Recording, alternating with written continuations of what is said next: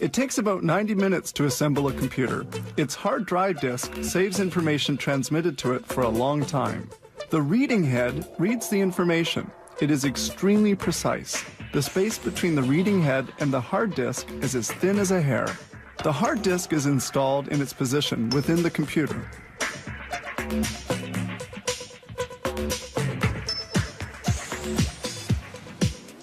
There are two other units which safeguard information: the removable 3-inch disc reader and the CD-ROM reader, which allows for the reading and execution of programs recorded on compact discs.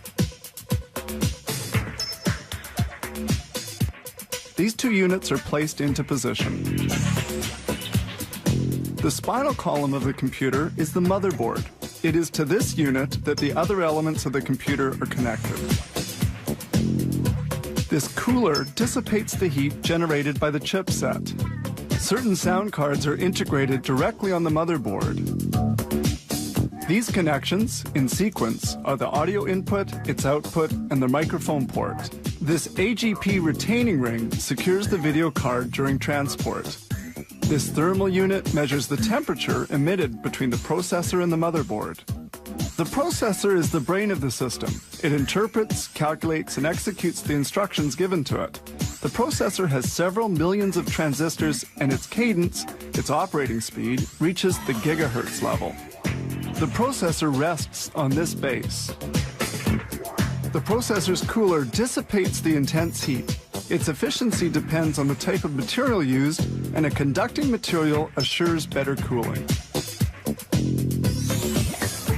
The RAM memory stores short-term information, but erases it when the current is turned off. This memory is more rapid than that of the hard disk or the CD-ROM.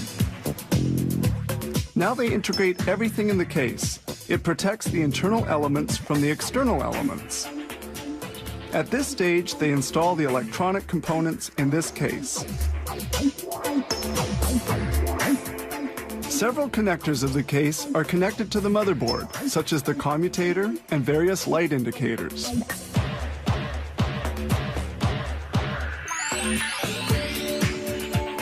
This is the output connection for the video card, which links the computer to the monitor.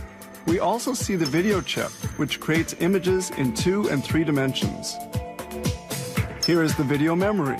The more its capacity is increased, the clearer will be the image displayed on the monitor. The video card is placed into its position. The modem allows two computers to communicate. Its condensers produce the perfectly clean phone signal to facilitate communications. These modem chip connectors control information circulating between the two computers. The fax modem is installed. The power supply transforms electricity according to the voltage required by the different components.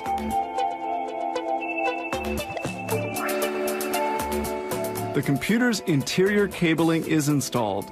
It allows information to travel between the different media and the motherboard. The IDE cable is connected and the CD-ROM.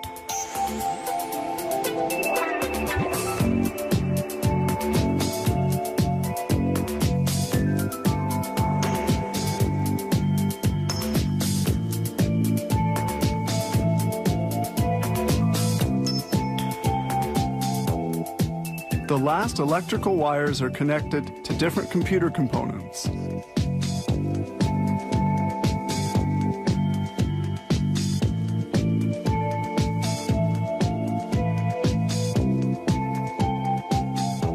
The assembly of 30 components of the computer is now finished.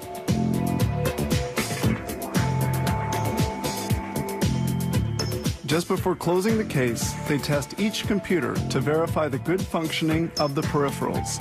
Then they close up and proceed to packaging. This company produces about 300 computer units every day.